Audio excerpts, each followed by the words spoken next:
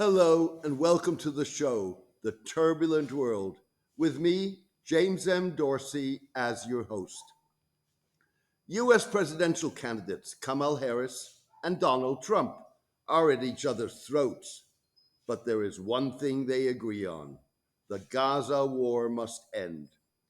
It's the one kind of agreement Israeli Prime Minister Binyamin Netanyahu didn't want to hear within 24 hours of his address to the US Congress that was choreographed to project unbridled American support for the Gaza war.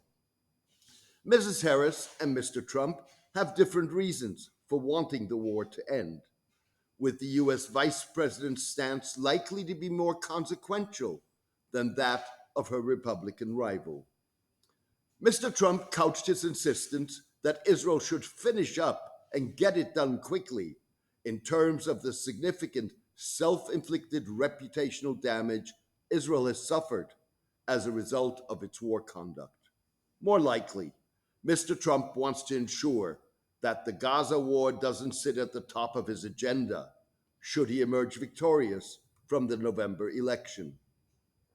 In contrast to US President Joe Biden's refusal to express heartfelt compassion for the plight of 2.3 million Gazans, Mrs. Harris put the pain suffered by Palestinians at the core of her demand for a ceasefire.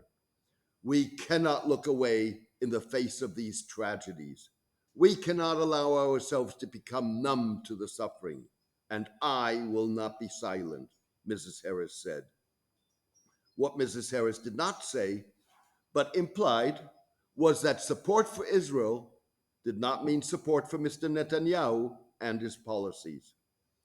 In response to Mr. Biden and Mrs. Harris's insistence on a ceasefire, Mr. Netanyahu appeared to put their determination to the test.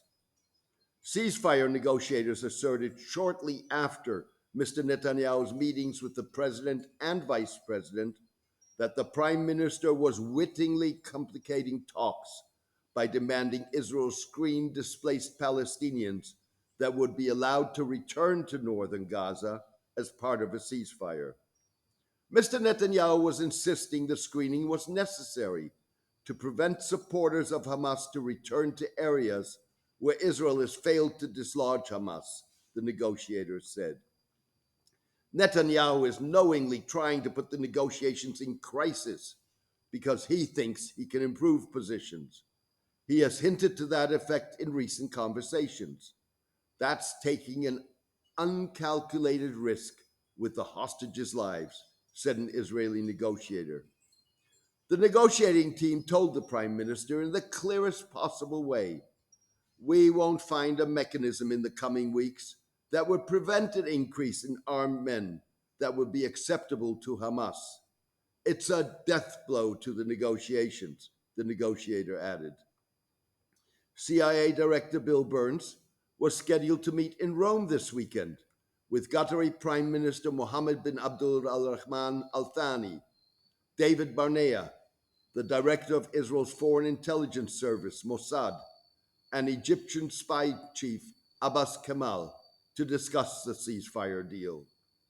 Leaving aside the different moral and ethical drivers that make Gaza a rare, if not unique, point of agreement between the presidential candidates, Mrs. Harris, in contrast to Mr. Trump, will have a greater influence on immediate US policy as both vice president and the Democratic Party's presumptive candidate. As the candidate, Mrs. Harris is likely to garner Mr. Biden's support in her efforts to re-win the endorsement of segments of the American electorate unwilling to vote for either Mr. Trump or Mr. Biden because of his uncritical support for Israel. Mr. Biden withdrew earlier this month from the presidential race. These segments include Arab and Muslim Americans, and increasingly critical segments of the Jewish community, students, and youth, for whom Gaza is as much a humanitarian as it is a matter of social justice. Mrs. Harris's shift in emphasis is not simply a politically astute move, but also a reflection of generational differences and cultural background compared to Mr. Biden, for whom unconditional support for Israel has been a fixture of his political career. Mrs. Harris's insistence on a ceasefire and expressed empathy with the Palestinians fit shifts in degrees of support for Israel, symbolized by developments in the International Criminal Court and the International Court of Justice, two of the world's highest legal bodies. In response to an International Court of Justice opinion issued earlier this month at the request of the United Nations General Assembly, that Israel's 57-year-long occupation of Palestinian land is illegal and should end as soon as possible, the Biden administration refrained from denouncing the core of the court's position. Instead, the administration objected to the breadth and the timing of the opinion, arguing that it would complicate efforts to resolve the Israeli Palestinian conflict. The opinion, certain to figure prominently in the United Nations General Assembly's proceedings in September, attended by numerous heads of government and state, is likely to put the United States in a delicate diplomatic position.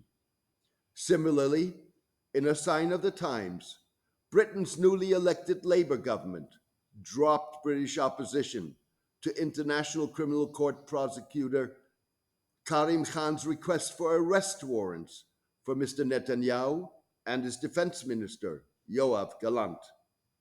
The move signaled a more critical British attitude towards Israel under Labour.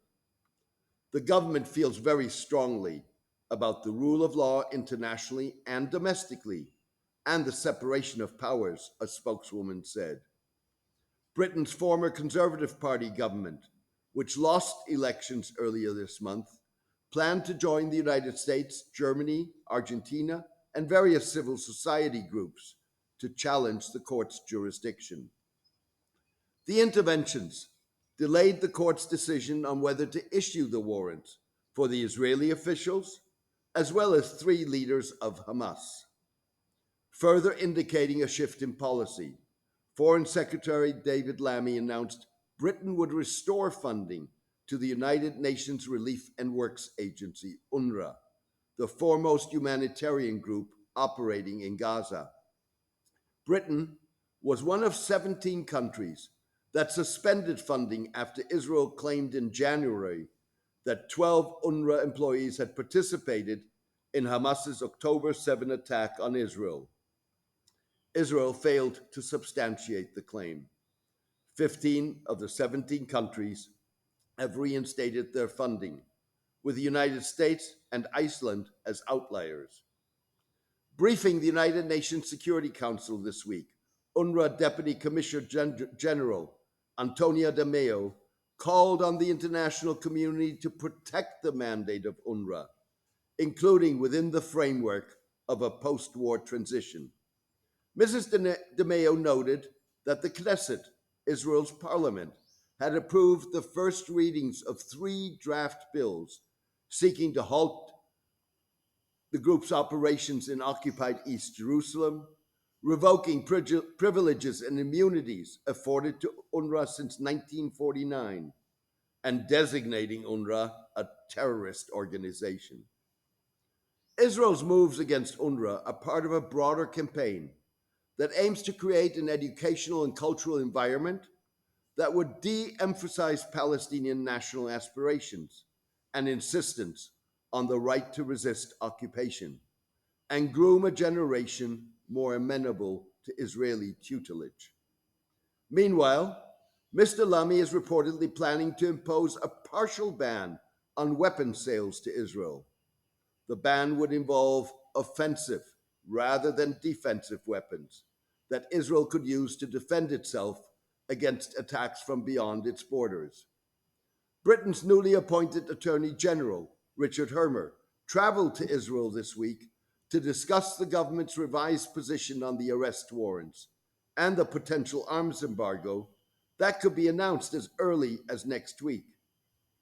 Israel's allies are trying to increase the pressure because they feel They don't have an impact diplomatically, said Israeli scholar Yossi Mecklenberg, referring to Israel's persistent refusal to heed calls by the international community and its supporters for an end to the war. Thank you for joining me today. I am grateful to those who have become paid subscribers.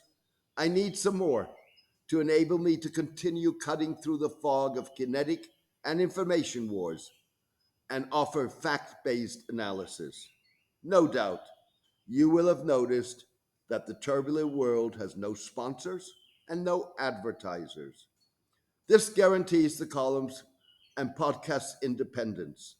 Instead, the turbulent world depends on the support of its readers and listeners to cover the cost of producing the column and podcast.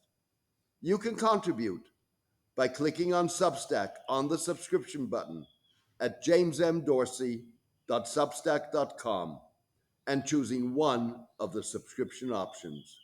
Thank you. Take care and best wishes.